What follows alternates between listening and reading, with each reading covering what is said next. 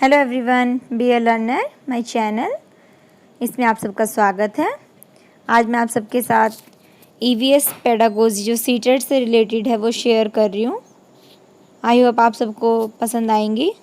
इससे रिलेटेड मैंने पहले भी एक पार्ट शेयर किया हुआ है और अब मैं आप सबके साथ ये सेकंड पार्ट शेयर कर रही हूँ। इसमें से आप क्वेश्चन भी बना सकते हैं। तो आइए शुरू करते हैं। पक्षियों के कान दिखाई नहीं देते, इनके सिर के दोनों तरफ छोटे छोटे छेद जो हैं पाए जाते हैं। ये हमेशा पंखों से ढके होते हैं। ये छेद ही पक्षियों की सुनने में मदद करते हैं। पक्षियों के कान जो हैं वो दिखाई नहीं देते, इनके दोनों तरफ जो है छेद होते हैं जो पंखों से ढके होते हैं। अधिकतर जो पक्षी हैं उनकी आंखें उनके सिर के दोनों तरफ होती हैं। पक्षी एक ही समय में दो भिन्न भिन्न चीज़ों को देख सकती हैं। बिल्कुल जो सामने की चीज़ें हैं वो जो पक्षी देखते हैं तो इनकी दोनों आंखें एक ही चीज़ पर अटकी होती हैं, वो एक ही चीज़ पर फोकस करती हैं। कुछ जो पक्षी हैं उनकी गर्दन बहुत ज़्यादा हिलती है। अधिकतर जो पक्षी हैं उनकी आंखों की पुतली घूम नहीं सकती, इसलिए वे अपनी जो गर्दन है वो घुमाकर ही आसपास की जो चीज़ें हैं उनको देखते हैं। पक्षियों की जब दोनों आंखें एक ही चीज़ पर टिकी होती हैं तो उन्हें ये पता चल जाता है कि उस चीज़ की दूरी कितनी है, और अलग अलग चीज़ों पर टिकी होती हैं तो उन्हें देखने का जो दायरा है वो बढ़ जाता है। चील है, बाज है, गिद्ध है, जो वो ऐसे पक्षी हैं जो हमसे 4 गुना ज़्यादा दूर से देख सकते हैं। जो चीज़ हम 2 मीटर की दूरी से देखते हैं वो चीज़ जो ये पक्षी हैं वो 8 मीटर की दूरी से देख सकती हैं। ये लाइन बहुत इंपॉर्टेंट है। चील, बाज और जो गिद्ध हैं वही ऐसे पक्षी हैं। मैना जो है वो एक झटके में अपनी जो गर्दन है वो आगे पीछे कर लेती है, और उल्लू अपनी जो गर्दन को पीछे तक घुमा लेता है, वो पूरा राउंड कर लेता है। सभी जो पक्षी हैं उनके पंख अलग अलग रंग और डिज़ाइन के होते हैं।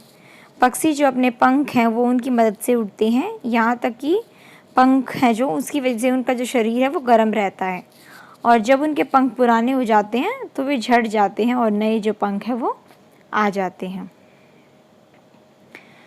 पक्षी भी अपने जो साथी हैं उनको मुसीबत का संदेश देने के लिए खास जो आवाज़ है वो निकालते हैं। पक्षी अलग अलग खतरे के लिए अलग अलग तरह की जो आवाज़ें हैं वो देते हैं। जो दुश्मन उड़कर आते हैं उनके लिए एक तरह की आवाज़ होती है, और जो ज़मीन से आते हैं उनके लिए दूसरी तरह की आवाज़ होती है। कीलचीड़ी, इंडियन रॉबिन, अपना घोंसला जो है वो किससे बनाती है?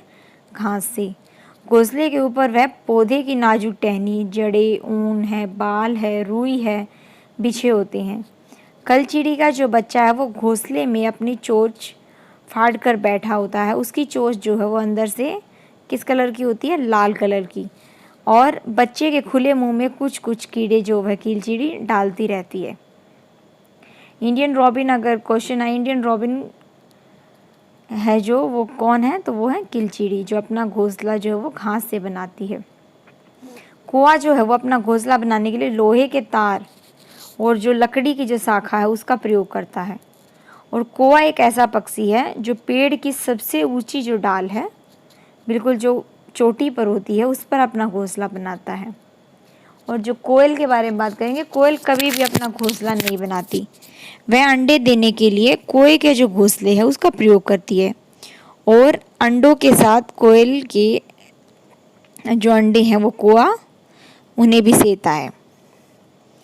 फाख्ता एक ऐसा पक्षी है जो कैक्टस के कांटों के बीच या जो मेहंदी की जो मेड़ है उसमें अपना घोंसला बनाता है। जब मैंने एग्ज़ाम दिया था तो उस टाइम इसमें क्वेश्चन आया था, फाख्ता से रिलेटेड था वो। तो आप एक एक लाइन को बिल्कुल ध्यान से सुने और नोट डाउन करें साथ साथ। गौरैया आमतौर पर घर में या घर के आसपास ही रहती है। वह अपना घोंसला ज़्यादातर अलमारी के ऊपर या आईने के पीछे या घर के जो आले हैं उसमें बनाती है। कबूतर अपना घोंसला पुराने जो मकान हैं और या खंडर जो होते हैं उनमें बनाते हैं।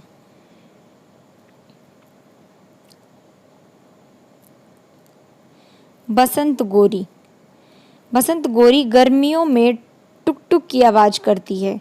वह पेड़ के तने में गहरा जो छेद है बनाकर अपने अंडे रखती है।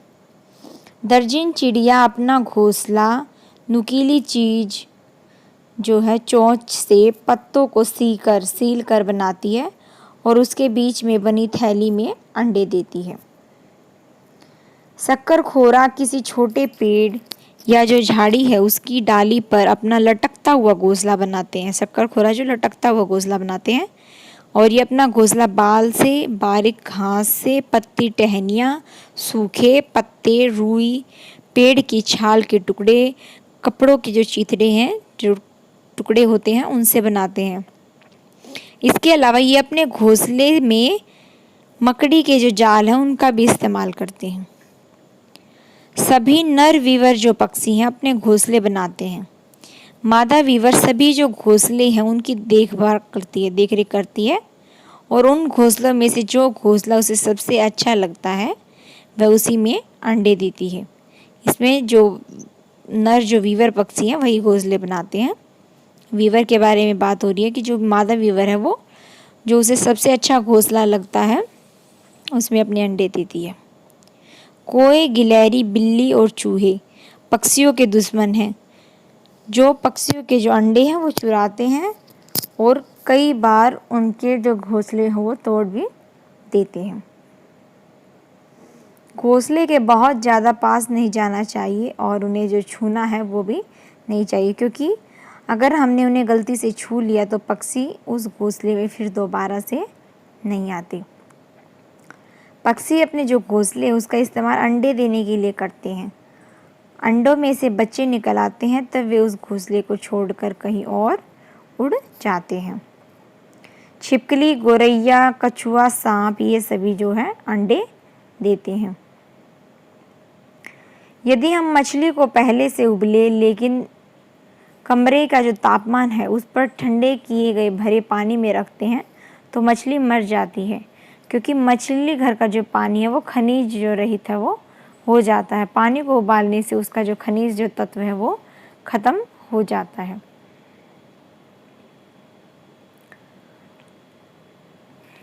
वृद्धि और जो प्रजनन है वो एक ऐसा युग्म है जो पेड़ पौधे और जो जीव जंतु है वो दोनों में पाया जाता है।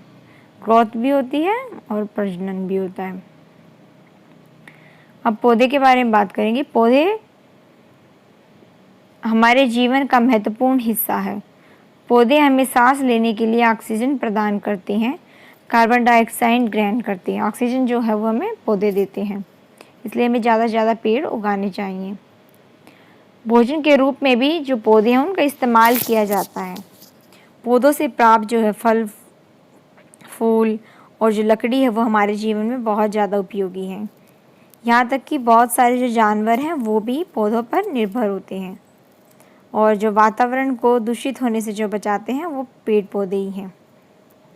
अब हम बात करेंगे खेजड़ी के बारे में। खेजड़ी जो है वो कहाँ पर मिलता है? रेगिस्तानी जो इलाके हैं वहाँ पर। इस पेड़ को उगने के लिए ज़्यादा जो पानी है उसकी ज़रूरत नहीं होती। इस पेड़ की छाल का इस्तेमाल जो है वो दवा बनाने के लिए और लकड़ी है जो उसमें कभी कीड़ा ही नहीं लगता। इसकी जो पत्ती है उनका इस्तेमाल वहाँ पर रहने वाले जानवर हैं वो भोजन के रूप में करते हैं और जो इस पेड़ की जो कलियाँ हैं उनका जो इस्तेमाल है वो सब्जी बनाने में किया जाता है। इस पेड़ की छाया में बच्चा खेलना पसंद करते हैं और ये पेड़ ज़्यादातर जोधपुर के पास खेजड़ली जो गांव है उसमें मिलता है और इस जो गांव का नाम है वो इसी वृक्ष के नाम पर रखा गया है। लीची जो है वो बिहार के मुजफ्फर ज़िले के बोचाहा गांव में बहुत सारे पेड़ हैं जो लीची के पाए जाते हैं और जो लीची के फूल हैं वो फरवरी में खिलते हैं। फरवरी में जो है वो खिल जाते हैं लीची के फूल और जो मधुमक्खी है वो इनकी तरफ बहुत ज़्यादा आकर्षित होती है। अब हम बात करेंगे रेगिस्तानी ओक के बारे में। यह जो पेड़ है वो ऑस्ट्रेलिया में मिलता है। इस पेड़ में जो पत्तियां हैं वो बहुत ही कम पाई जाती हैं और यह इतना ऊंचा होता है जितनी लंबी हमारी कक्षा की दीवार की ऊंचाई होती है। और जो पेड़ की जो जड़ें हैं वो ज़मीन में 30 मीटर जो गहरी हैं वो होती हैं। यदि हम 30 पेड़ों को ज़मीन पर लाइन से बिछा दें तो इसकी जड़ें उसके बराबर होती हैं। इस पेड़ की जो जड़ें हैं वो ज़मीन में इतनी गहराई तक होती हैं कि उन जड़ों तक जहाँ तक कि इन्हें पानी न मिल जाए, और इनका जो पेड़ का पानी है वो तने में इकट्ठा हो जाता है। इस इलाके के लोगों को इस बात की महत्वपूर्ण जानकारी होती है जब इस इलाके में पानी की बहुत ज़्यादा कमी हो जाती थी और यहाँ पानी बिल्कुल ही नहीं रहता था, तब ये लोग इस पेड़ के तने में इकट्ठे हुए जो पानी उसका इस्तेमाल करते थे। तब उन लोगों को ये पता चला था कि इस पेड़ के जो तना है उसमें पानी इकट्ठा किया जा सकता है। ये लोग जो पेड़ के तने के जो अंदर है वो पतला पाइप डालकर पानी निकालते थे। जो रेगिस्तानी ओक है वो बहुत ही ज़्यादा इम्पोर्टेंट क्वेश्चंस बन सकते हैं इसमें से। इसमें ये पूछ सकते हैं कि इसकी जड़ें हैं वो कितने मीटर तक फैली होती है, 30 मीटर तक फैली होती है, और कितने पेड़ों को लिटाकर इसकी जड़ें बराबर हो सकती हैं, 30 पेड़ों को ज़मीन पर लिटाकर। और ये इसका पानी कहाँ इकट्ठा होता है, तने के अंदर। हम बात करेंगे खजूर। खजूर के पेड़ सिर्फ अबू धाबी में पाए जाते हैं क्योंकि इसी पेड़ में वहाँ की ज़मीन जो है उसके अनुसार जो विशेषताएं हैं वो पाई जाती हैं। जैसे ये जिस एनवायरनमेंट में ये उग सकते हैं वो अबू धाबी में पाया जाता है। और जो नारियल है, नारियल के जो पेड़ है वो केरल में बहुत ज़्यादा पाए जाते हैं। सरसों है, मेथी दाना है, तिल है और धनिया है जो बीज वाले पौधे हैं। अगर पूछा जाए बीज वाले पौधे कौन कौन से हैं, धनिया, तिल, मेथी दाना और सरसों। अब बात करेंगे शिकारी पौधे, बहुत इम्पॉर्टेंट है ये भी। जो पौधे चूहे, मेंढक, कीड़े मकोड़े, छोटे छोटे जो जीव हैं उनका शिकार करते हैं उन्हें शिकारी पौधे कहते हैं। और जो शिकारी पौधे हैं उनमें निफेंथिस बहुत ज़्यादा प्रसिद्ध जो पौधा है, और ये ऑस्ट्रेलिया में, इंडोनेशिया में और जो भारत का मेघालय जो राज्य है उसमें पाया जाता है। यह पौधा आकार में लंबे जो घड़ा है, जो मटके का आकार का होता है, इसके ऊपर जो है पत्ती से बना जो है ढक्कन होता है, और इस घड़े में से एक विशेष प्रकार की जो खुशबू है वो निकलती है जो कीड़ों को अपनी ओर आकर्षित करता है। जो खुशबू निकलता है तो वो कीड़े मकोड़े इनकी तरफ जाते हैं, और जैसे ही वो इनके ऊपर पहुंचते हैं पौधा कीड़ों को अंदर ही जकड़ लेता है और इन कीड़ों को बाहर नहीं निकलने देता। क्रोटॉन के बारे में बात करेंगे। इस पौधे के पत्ते रंग बिरंगे होते हैं। इन जो पौधे हैं उनकी जड़ें ज़मीन के अधिक अंदर तक नहीं होती। इन पौधों के जो पत्ते हैं वो मुरझा जाते हैं तो उस समय इसे पानी की आवश्यकता होती है। क्रोटॉन है जो इसके पौधे के जो पत्ते हैं वो रंग बिरंगे होते हैं। मटर के पौधे। मटर के पौधे ऑस्ट्रेलिया में रहने वाले जो मेंडल थे उन्होंने मटर के पौधे पर खोज की थी। शायद आपने ये पढ़ा होगा। मटर के पौधे पर मेंडल जी ने एक्सपेरिमेंट किया था, और जो पौधे के गुण जोड़ियों में पाए जाते हैं जैसे बीज का चिकना या खुरदरा पाया जाना, पीला या हरा पाया जाना, पौधे के तने का लंबा या छोटा पाया जाना। यदि चिकने बीज के पौधे हैं तो उन पौधों के बच्चे अगली पीढ़ी के जो उसके बच्चे होंगे वो भी चिकने होते हैं, और यदि खुरदरे हैं तो अगली पीढ़ी के बच्चे खुरदरे होते हैं। और यदि हरे रंग का बीज है तो अगली पीढ़ी का पौधा भी हरा होगा, और यदि पीला है तो अगली पीढ़ी का पौधा पीला होगा। मेंडल जी ने बताया कि मटर की अगली पीढ़ी के पौधे ज़्यादातर पीले वाले और चिकने पैदा होंगे। तो ये आ सकता है क्वेश्चन, मेंडल जी ने मटर पर एक्सपेरिमेंट किया था, और अगर वो पीला है तो अगली पीढ़ी में पीले होंगे, हरे हैं तो हरे, इस तरह से इन्होंने किया था। सरसों के पौधे की जो पत्ती हैं उनका प्रयोग सब्जी जो बनाने के लिए किया जाता है, और इसके जो बीज हैं उससे तेल भी निकाला जाता है। पंखुड़ियों के अंदर फूल के बीच में दिखाई देने वाली पाउडर जैसी जो संरचना है को पराग कहते हैं।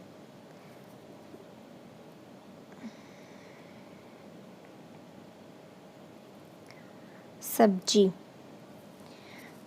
बहुत इम्पोर्टेंट है पहली ही लाइन, भारत में जो मिर्च है वो कहाँ से आई थी?